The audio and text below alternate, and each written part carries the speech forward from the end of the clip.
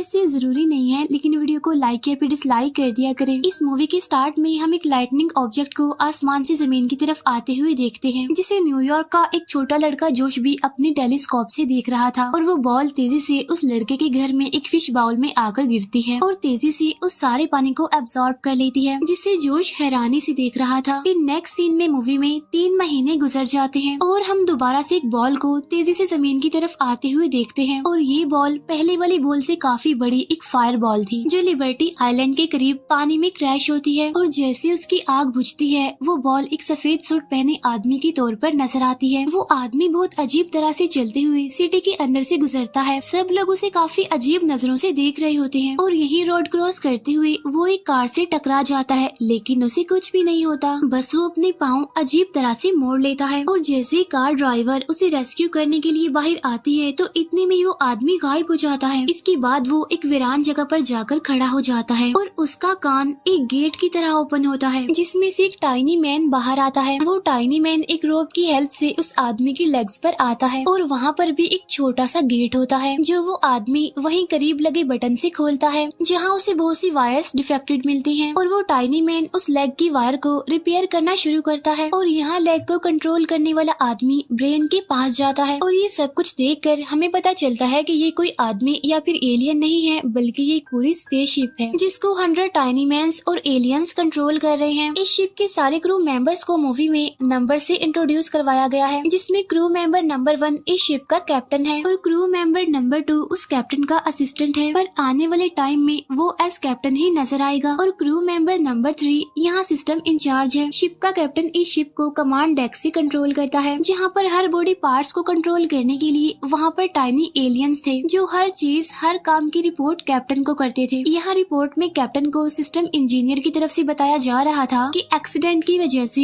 ये शिप अब चल नहीं रही, लेकिन अर्थ के 2-3 दिन के अकॉर्डिंग ये शिप बिल्कुल ठीक हो जाएगी। शिप का ट्रैकिंग सिस्टम भी खराब हो गया था और कैप्टन क्रू मेंबर्स को अब इस सिचुएशन में मीटिंग के लिए बुलाता है, जिनकी बातों से हमें पता चलता है कि वो लोग प्लेनेट नील से आए हैं, क्योंकि उनके प्लेनेट के रिसोर्सेज खत्म होने की वजह से उनका प्लेनेट तबाह होने वाला था और उनको अर्थ सी सॉल्ट और वाटर की जरूरत थी, जिससे वो अपने प्लेनेट को बचा सकती थी। इसीलिए वो अर्थ ओशन से सॉल्ट और वाटर उस बॉल की हेल्प से कलेक्ट करने आए थे, जो उनसे गुम हो गई थी और जिस बॉल को हमने जोश के पास देखा था। और उस बॉल का नाम ऑर्ब था और वो लोग उस बॉल को ढूंढने के लिए ही यहाँ पर आए थे। अर्थ सी सॉल्ट नील प्लेनेट को सालों तक एनर्जी दे सकता था, इसीलिए उन्होंने अर्थ पर आने का डिसाइड किया। अब यहाँ जोश अपनी विंडो से उस ह्यूमन लाइक शिप को देख लेता है और जल्दी से अपनी मॉम को बुलाता है, जो वही लड़की थी जिसकी कार से उस शिप का एक्सीडेंट हुआ था। वो दोनों जल्दी से उस शिप के पास आते हैं और वो लेडी उस शिप से सॉरी कहती है। शिप के अंदर एलियंस पहले तो उसे देखकर घबरा जाते हैं, क्योंकि बेशक वो शिप बाहर से इंसान जैसी लगती थी, लेकिन उसको कंट्रोल करने वाले एलियंस ये बात नहीं जानते थे कि वो कैसे ह्यूमंस की तरह बिहेव करे। और अभी वो किसी इंसान से फर्स्ट टाइम ही बात करने वाले थे और इस काम के लिए वो गूगल की हेल्प लेते हैं, ताकि वो ह्यूमंस के बिहेवियर को जान सकें और उनसे बात करने में आसानी हो। वो ह्यूमन शिप का कैप्टन शिप की उस लेडी से एज अ ह्यूमन बात करने की कोशिश करता है। तभी दूसरी तरफ हम पुलिस ऑफिसर्स को देखते हैं, जो उस मिस्टीरियस बॉल को ढूंढने के लिए कोशिश कर रहे थे। वो लोग उस जगह पर जाते हैं जहाँ पर वो शिप लैंड हुई थी। क्रैश साइट पर उन्हें किसी आदमी के फेस इंप्रेशन मिलते हैं, जिससे उन्हें ये पता चल जाता है कि वो कैसा दिखता है। पूरे शहर में उसको ढूंढने की कोशिश की जा रही होती है और यहाँ वो ह्यूमन शिप उस लेडी से बात करने की कोशिश कर रही होती है, लेकिन जैसे ही वो शिप उस लेडी से बात करने की कोशिश करता है, तो फ्रिक्वेंसी ज्यादा होने की वजह से आसपास की चीजें टूटने लगती हैं। फिर फ्रिक्वेंसी सेट करने की वजह से वो शिप उस लेडी को कहता है आई एम ओके। फिर वो लेडी जोश को स्कूल भेजकर उस शिप को अपने घर इनवाइट करती है।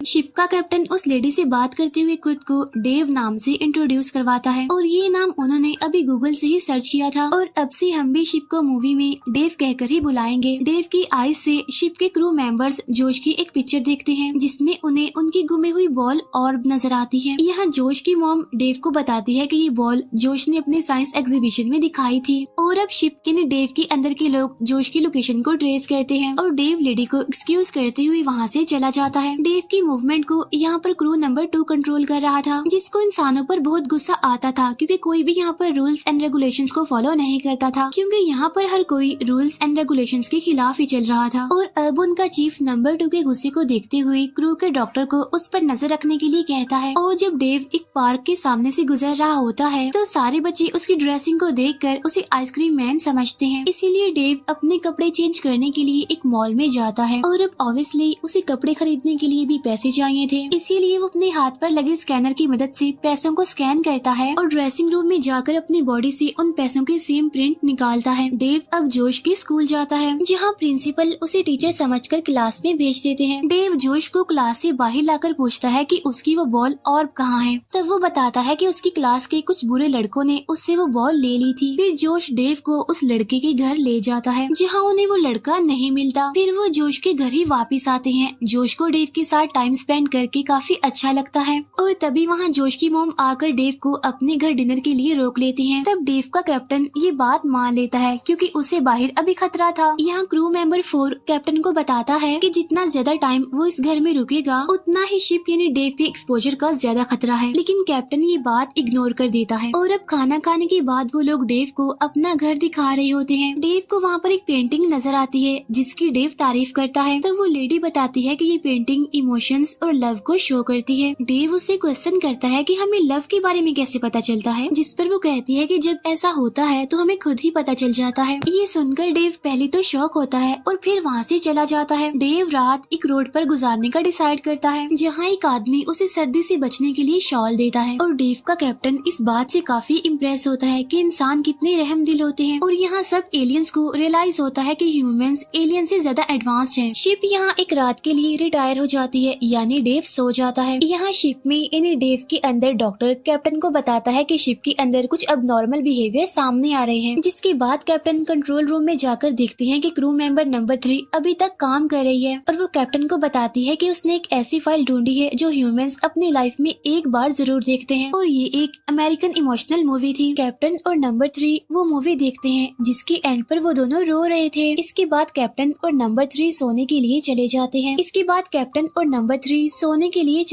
हैं। नेक्स्ट मॉर्निंग डेव की बैटरी सिर्फ 20% रह गई थी और पुलिस उसे ढूंढ रही थी। यहाँ पर हम दिखते हैं कि डेव जोश के साथ पार्क जाता है। वहाँ ट्रेन राइड लेने के बाद हॉट डॉग ईटिंग कंपटीशन में पार्टिसिपेट करता है और कंपटीशन जीतने पर मिलने वाला सॉफ्ट टॉय वो जोश की मम को गिफ्ट देता है। यहाँ से बाहर निकलने पर डेव देखता है कि जोश को कुछ बच्चे बुली कर रहे हैं। तब डेव उनको पनिशमेंट देने के लिए उल्टा कर देता है, जिससे उन्हें ऑर्ब यानी एलियंस की वो बॉल मिल जाती है, जिससे डेव यानी शिप के अंदर की वो एलियंस बहुत खुश होते हैं। और डेव जोश की फैमिली को डिनर के लिए इनवाइट करता है, जोश की मॉम की बर्थडे सेलिब्रेट करने के लिए। लेकिन क्रू मेंबर 2 कैप्टन की इस बात से डिसएग्री करता है। वो कहता है कि जब हमें ऑर्ब मिल गया है तो हमें अपने मिशन पर वर्क करना चाहिए। लेकिन कैप्टन कहता है कि उन्होंने यानी जोश और उसकी मॉम ने इस बॉल को हासिल करने में उनकी काफी हेल्प की है, तो अब हमें भी जोश और उसकी मॉम के लिए कुछ करना चाहिए। यहाँ इंसानों के साथ रह रहकर डेव के अंदर मौजूद एलियंस के अंदर भी फीलिंग्स आने लगी थी। किसी के अंदर एटीट्यूड आ गया था तो किसी ने अपने रूम को डांस क्लब बना लिया था। नंबर 2 के अंदर गुस्सा और इमोशंस आ जाते हैं। और नंबर 3 तो बहुत ही प्यारा सा ड्रेसअप होती है क्योंकि वो कैप्टन के साथ डांस करना चाहती थी, जिस पर कैप्टन उसे इनकार कर देता है क्योंकि वो शिप यानी डेव को कंट्रोल कर रहा था।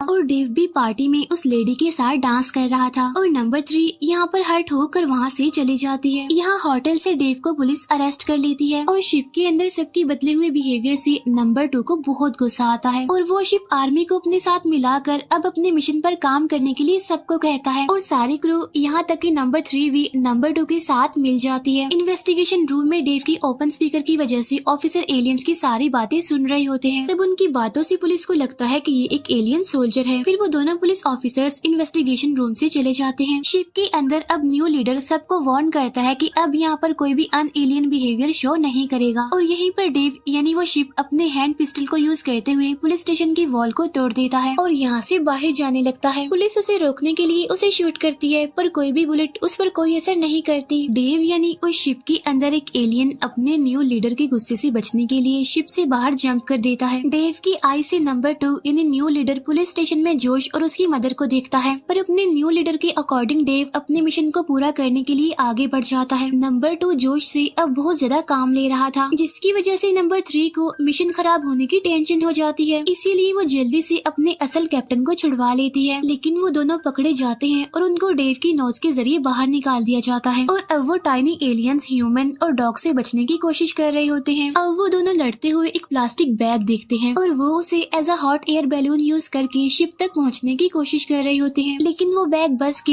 विंड स्क्रीन वाइपर पर स्टक हो जाता है। वो वाइपर एक लॉन्चर का काम करता है और उन दोनों को डेव के शू पर गिराता है और यहाँ पर कैप्टन नंबर 3 से सॉरी कहता है और कहता है कि अगर इस ट्रिप में तुम मेरे साथ ना होती तो शायद ये मिशन इतना आसान ना होता। इसी दौरान अब वो दोनों शिप के अंदर चले जाते हैं। यहाँ डेव यानी वो शिप एक कार को रोकती है ताकि उसकी एनर्जी वेस्ट ना हो और वो उसे लिबर्टी आइलैंड जाने के लिए कहती है। दूसरी तरफ जोश अपनी मॉम से कहता है कि डेव ऐसे बुरे काम नहीं कर सकता और हमें उसके पीछे जाकर उसकी हेल्प करनी चाहिए। यहाँ पुलिस स्टेशन के अंदर पुलिस को वो टाइनी एलियन मिल जाता है जिसने डेव के अंदर से जंप की थी, जिसे देखकर वो डेव का पीछा करने का ऑर्डर देता है। यहाँ लिबर्टी आइलैंड में जाकर न्यू कैप्टन डेव को ऑर्डर देता है कि वो बॉल को यानी ऑर्ब को एक्टिव करके पानी में गिरा दे ताकि वो वहाँ से सी सॉल्ट कलेक्ट कर सके। लेकिन तभी वहाँ पर फर्स्ट कैप्टन आ जाता है और वो डेव को ये करने से रोक देता है और यहाँ शिप के अंदर यानी डेव के अंदर सबको बताया जाता है कि कैप्टन ने दोबारा से कंट्रोल ले लिया है, जिससे सारे क्रू मेंबर्स मान जाते हैं। यहाँ शिप के यानी डेव के गिरने से उसके हाथ से वो ऑर्ब भी गिर जाता है और स्लिप होकर पानी में चला जाता है और अब ओशन से सारा पानी वो बॉल अब्सॉर्ब करने लगती है, जिसे कैप्टन रोकने की काफी कोशिश करता है, पर इस काम के लिए उसे काफी एनर्जी की जरूरत थी जो कि उसके पास नहीं थी। अब या तो वो अर्थ को बचा सकते थे या अपने प्लेनेट पर वापस जा सकते थे। तब कैप्टन अपने क्रू से अर्थ को बचाने के लिए परमिशन लेता है, जिस पर सारे एग्री हो जाते हैं क्योंकि उन्होंने अर्थ से कुछ सीखा था, दूसरों को प्यार करना और उनकी हेल्प करना। और अब डेव अपनी सारी एनर्जी यूज करते हुए अर्थ को बचा लेता है, लेकिन यहाँ पर डेव की पावर्स खत्म हो जाती हैं और इतनी ही देर में वहाँ पर पुलिस भी आ जाती है। यहाँ पर जोश भी पुलिस के साथ ही था और वो जल्दी से पुलिस ऑफिसर का टेजर यूज करते हुए डेव को चार्ज कर देता है और जैसे ही डेव चार्ज होता है तो उसका माउथ किसी गेट की तरह ओपन होता है, जिसमें से कैप्टन और नंबर 3 निकलते हैं और वो पुलिस को अपने बारे में सब कुछ बता देते हैं और वो जोश की फैमिली को बाय कहते हुए ये कहते हैं कि हम किसी और प्लेनेट से एनर्जी रिसोर्सेज ले लेंगे लेकिन अर्थ को नुकसान नहीं पहुंचाएंगे। तब ये बात सुनकर पुलिस उनके दूसरे एलियन को भी शिप में रख देती है, यानी जिसने शिप से जंप लगाई थी। इसके बाद डेव अपने प्लेनेट पर जाने की तैयारी करता है और उसकी पूरी बॉडी से करंट फ्लो होता है और जैसे ही वो ऊपर की तरफ मूव करता है तो यहाँ FBI की एंट्री होती है जो हेलीकॉप्टर से डेव पर ट्रैप डाल देते हैं। और अब जैसे ऑफिसर्स उनके पास आने वाले थे, शिप के सारे मेंबर शिप के एक डिटैचेबल पार्ट यानी लाइफ बोट में इकट्ठे हो जाते हैं जो कि डेव का शू था और अपने रॉकेट को स्टार्ट करते हुए वहाँ से चले जाते हैं और यहाँ सबके सामने शिप और नंबर 2 रह जाते हैं जिससे वो लोग छोड़ गए थे। यहाँ लाइफ बोट में कैप्टन नंबर 3 को प्रपोज करता है और इसी के साथ ये मूवी यहीं पर एंड हो जाती है। Thank you for watching.